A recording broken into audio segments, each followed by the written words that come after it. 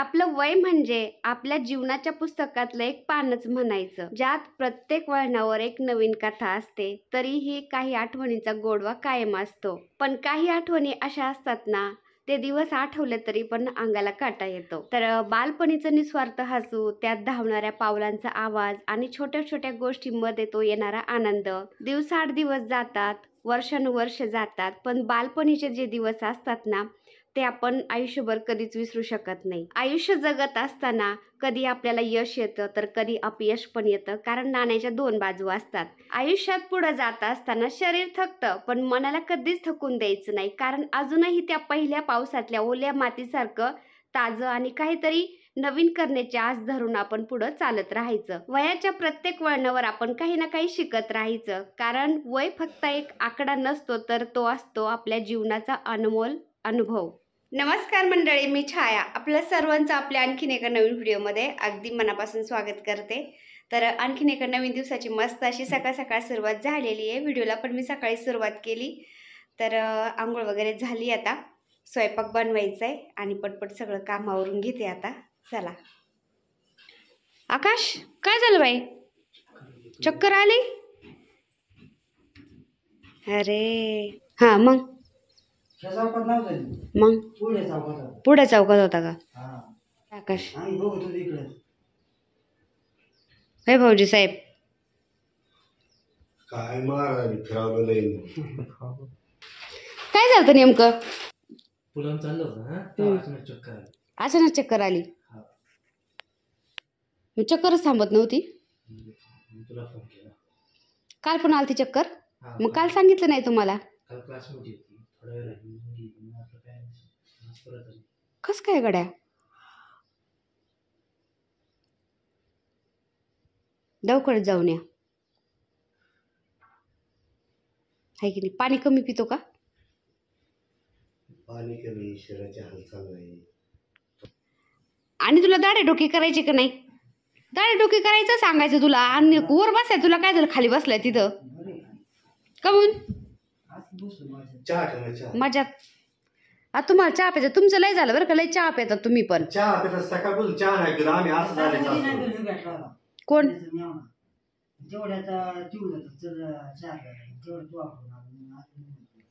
चहा सुटते, थांबलोच नाही पुढे 1 मिनिट. तसं निघलोय आम्ही ना. आलं नाही, पिवाच लागेल का चहा? हा, पिवाच लागेल. तुला कोण प्यायचा चहा? हा, चहा मास्टर.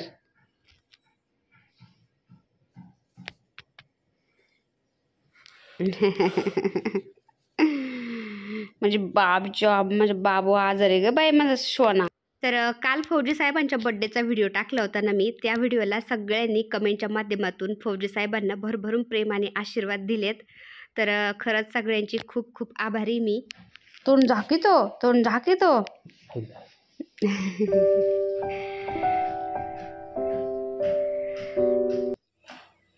कुकरला चवळी लावली होती शिजायला, रात्रीच भिजू घातली होती. ती शिजली, आता तिला वाटण घालायचंय आणि चपात्या भाकरी करायचंय.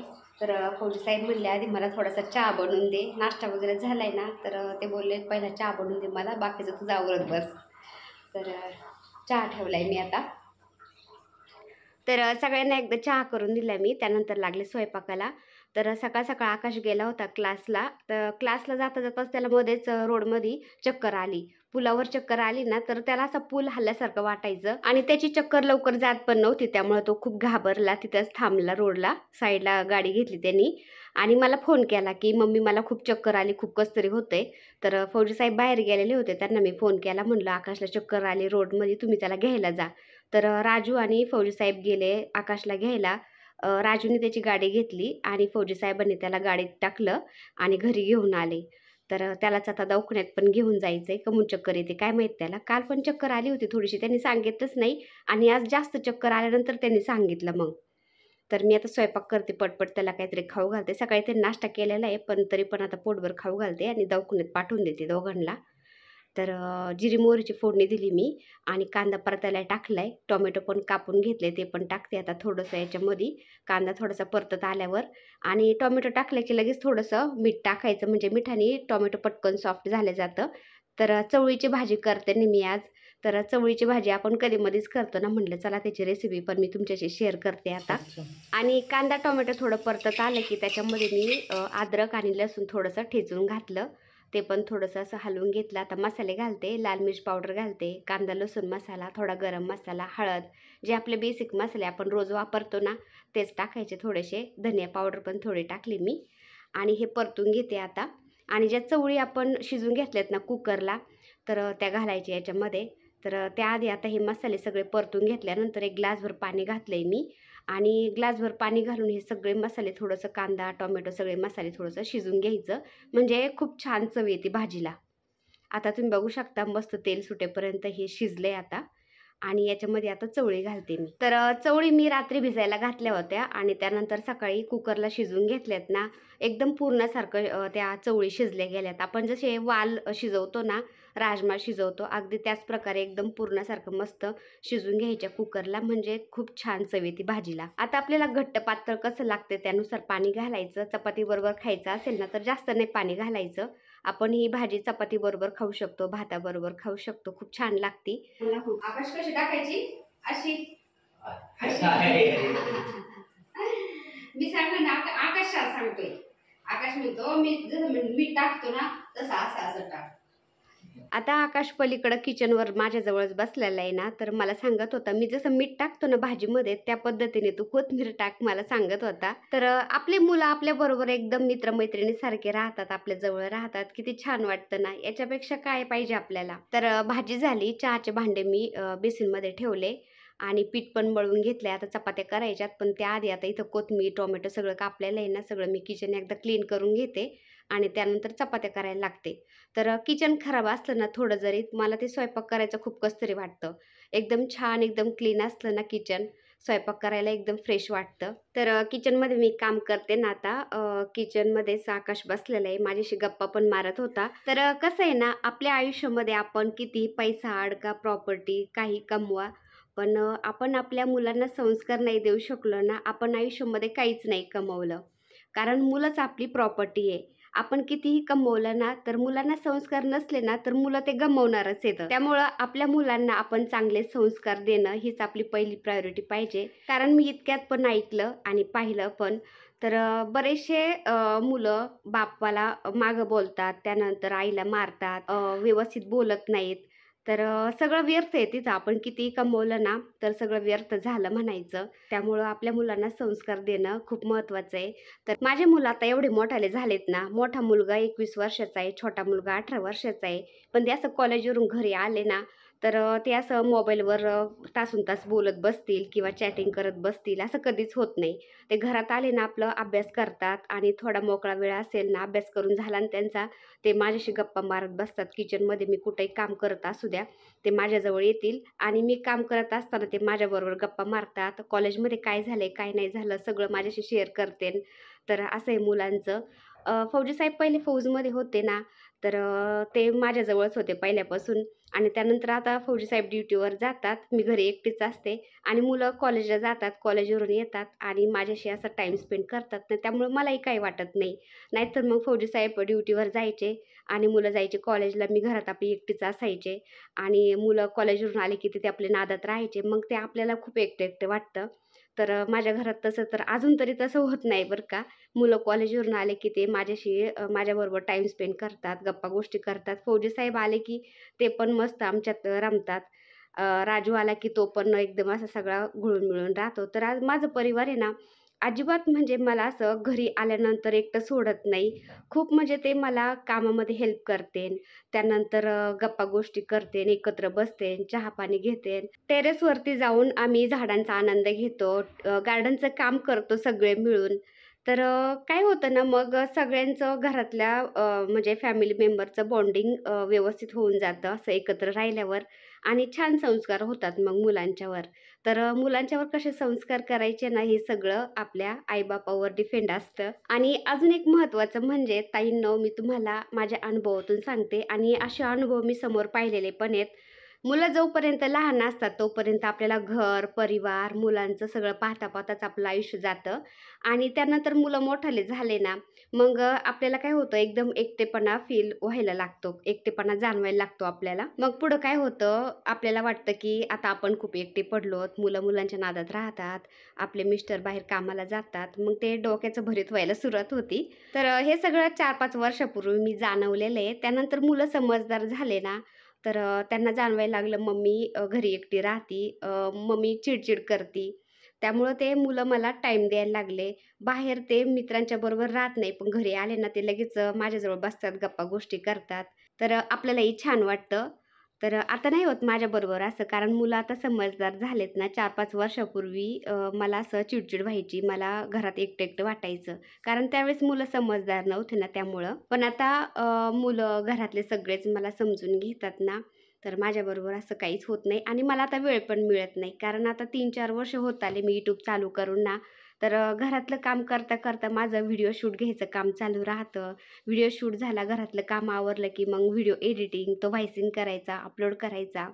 त्यानंतर हे पण डोक्यात असतं की आता पुढला व्हिडिओ मला शूट करायचा आहे, काय शूट घ्यायचं, काय वगैरे, कोणतं कंटेंट घ्यायचं, याचं पण डोक्यामध्ये असतं. त्यामुळं विचार करायला अजिबात वेळ मिळत नाही. डोकं माझं बिझी असतं. त्यामुळं मला काहीच वाटत नाही. आता मी घरात एकटी असली तरी मला काहीच वाटत नाही बरं का. कारण मी तेवढी बिझीच असते, स्वतःला बिझी ठेवते. आता सवय लावून घेतलेली बरी बाबा. नाहीतर अनुभवावरून सांगते मी तुम्हाला, म्हणजे समोरून अनुभव पाहिलेले आहेत मी असं. तर मुलांची लग्न झाल्यावर पण पुढं काय होतं ना, ते आपल्याला आत्ताच ते विचार करायला पाहिजे. मुलं आपल्याला टाईम देतात आता, आपल्याबरोबर गप्पा-गोष्टी करतात. लग्न झाल्यानंतर काय होणार आहे, त्यांच्या बायका येणार आहेत, त्यांच्या बायकांना ते वेळ देणार आहेत, त्यांच्याशी गप्पा-गोष्टी करणार आहेत आणि ते प्रत्येक बायकोला वाटतंच आपल्या नवऱ्याने आपल्याला वेळ द्यावा.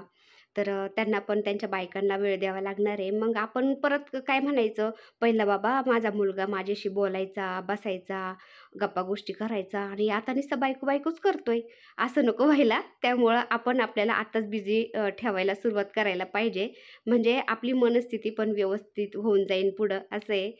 जसा वेळ म्हणजे वेळ-काळ बदलत चाललाय ना, तसं आपण पण थोडंफार बदलत चाललं पाहिजे. कारण आजकाल जमाना एवढा फास्ट झालाय ना, खूप प्रॅक्टिकल झालेत लोकं. त्यामुळं आपल्या मुलांचा संसार कसा सुखाचा होईल हेच लक्षात ठेवून आपण पुढं वागलं पाहिजे, असं आहे. त्यामुळं लग्न झालंय ना बाबा, तुम्ही तुमच्या बायका आणि तुम्ही त्यांच्यात डोकं घालायचंच नाही अजिबात. आपलं YouTube भलं आणि आपण भले. आपलं YouTubeचं काम करत राहायचं आणि सुखी तुम्ही सुखी, मी सुखी, माझा नवरा सुखी, असं पुढं करायचं ठरवलेलं आहे. त्यामुळं आत्ताच मी स्वतःला बिझी ठेवून घेतलेलं आहे. अजिबात डोक्यात काही यायला नको आणि दुसऱ्यात इंटरफेअर करायला पण नको, असं आहे. कारण आजकाल लोकं प्रॅक्टिकल झालेत. तर तुम्ही माझी YouTube फॅमिली आहेत ना, माझ्या जवळचे आहेत. त्यामुळं माझ्या मनात जे येतं ना, मी तुमच्याशी बोलत असते बरं का. तर पुढं काय होतं, काय नाही ते मी असं थोडंफार पाहिलेलं आहे ना, तर म्हणलं चला तुमच्याशी पण शेअर करावं.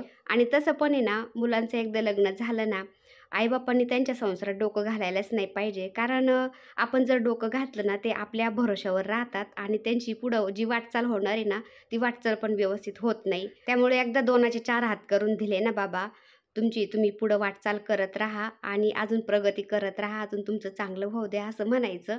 आणि माझं तर असं मत आहे, आता मुलांचे लग्न झाले, सेटल झाले आणि ते व्यवस्थित त्यांचं शिक्षणासाठी तर आपण इकडे आलो होतो खेडेगावमध्ये, शिक्षण झाले, सेटल झाले, की मग आपलं काय काम राहतं, मग म्हाताऱ्याने आपलं गावाकडं शेतीबाडी सगळं आहे ना, मस्त शेतामध्ये घर बांधायचं, फार्म हाऊस, आणि म्हाताऱ्याने तिकडे निवांत राहायचं. तुम्ही तुमचा संसार करा बाबा सुखाचा. कारण शेवटी आपलं गाव ते आपलं गाव असतं. त्यामुळं म्हातारपणाला गावाला जायची इच्छा आहे राहायला. असं करायचं आपलं, तर असं ठरवलेलं आहे मी. पाहूया पुढं काय काय होतंय ते, नाही का. विचार करायला काय हरकत आहे. तर फौजी साहेबांनी संध्याकाळी सगळं पोर्शन ते धुवून काढले, झाडांना पाणी दिलंय ना, तर पायऱ्यावर ते बोरचं पाणी उडालं होतं, ते थोडंसं पुसून काढलं मी दिवे लावायच्या आधी. आणि मनी प्लांटला इथं पाणीच नव्हतं दिलं, कारण इथं प्लाय तर ओला होतं ना, त्यामुळं तिथं सागरनी पाणी घातलंय. आणि आता तुळशीला दिवे लावते मी, दारामध्ये दिवे लावते. वारा तर एवढं चालू आहे ना, तुळशीमध्ये त्या छोट्याशा घरामध्ये मला दिवा लावावा लागतो, तेव्हा तो कुठं दिवा राहतो, तसा दिवाच राहत नाही.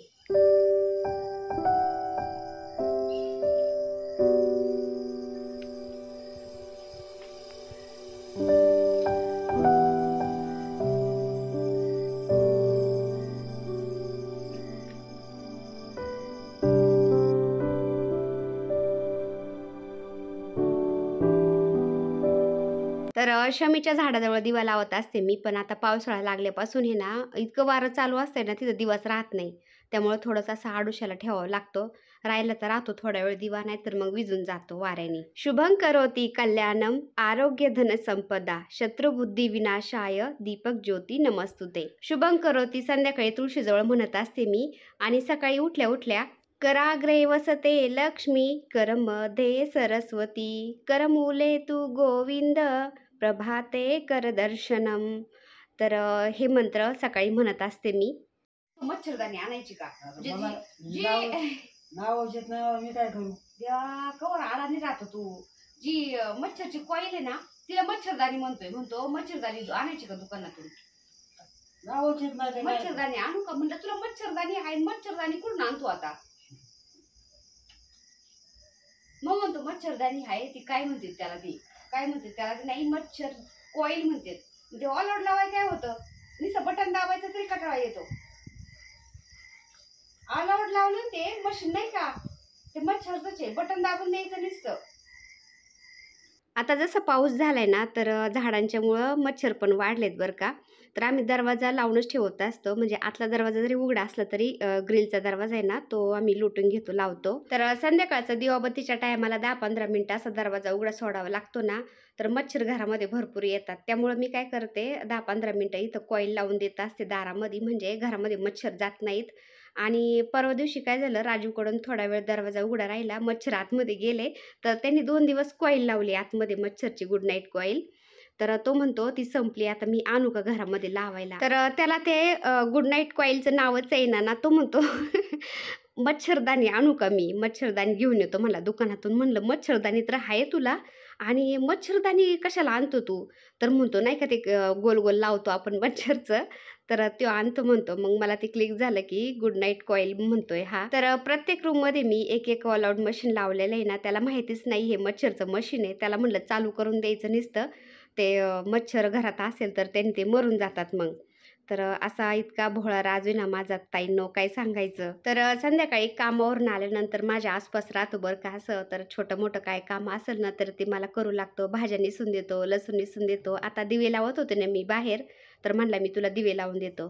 तर असं आहे. तर चला आजचा छोटासा व्हिडिओ मी इथं सेंड करते. व्हिडिओ आवडला असेल तर एक लाईक नक्की करत जा ताईंनो, कारण तुमच्या एक लाईकनी पण मला अजून नवनवीन व्हिडिओ बनवण्यासाठी मोटिवेशन मिळतं. तर भेटूया पुन्हा अशाच एका छानशा व्हिडिओबरोबर. तोपर्यंत बाय बाय. व्हिडिओ बघितल्याबद्दल खूप खूप धन्यवाद सर्वांचे. सर्वांना श्री स्वामी समर्थ.